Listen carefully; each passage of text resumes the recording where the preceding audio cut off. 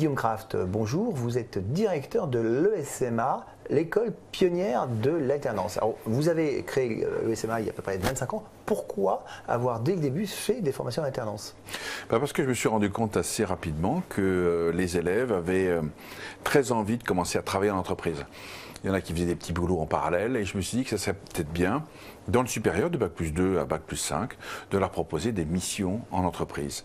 Et en plus de trouver une solution pour que les études soient financées par l'entreprise d'accueil.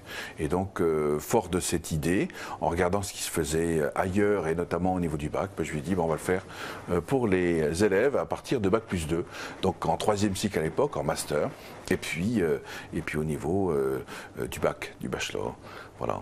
Alors, donc vous avez été pionnier, c'est bien, mais on imagine que ça produit aujourd'hui un effet concret et bénéfique pour ceux qui vous rejoignent, j'imagine notamment au niveau du réseau de tous ceux qui ont été formés chez vous ou qui entretiennent des liens depuis peut-être parfois 25 ans.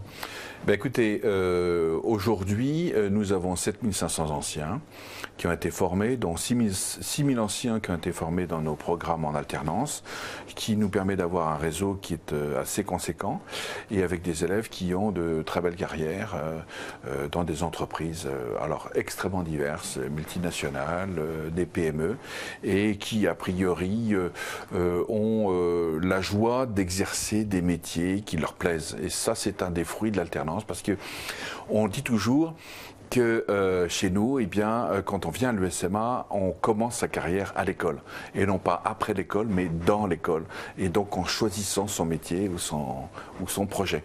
Combien de vos étudiants sont recrutés directement par leur entreprise d'accueil? 50% des élèves sont recrutés par l'entreprise d'accueil. Et ce pourcentage n'a pas baissé avec la crise. Ce qui a été notre grande surprise, mais effectivement, les entreprises ont bien accueilli nos élèves et on est très heureux. Alors, soyons clairs, vous ne garantissez pas à chaque candidat que vous recevez, vous ne garantissez pas la certitude d'être intégré par une entreprise. Mais vous lui donnez quand même de bonnes billes pour trouver son entreprise. De bonnes billes, oui. Écoutez, non, on ne peut pas garantir qu'un élève trouve une entreprise, ça c'est pas possible.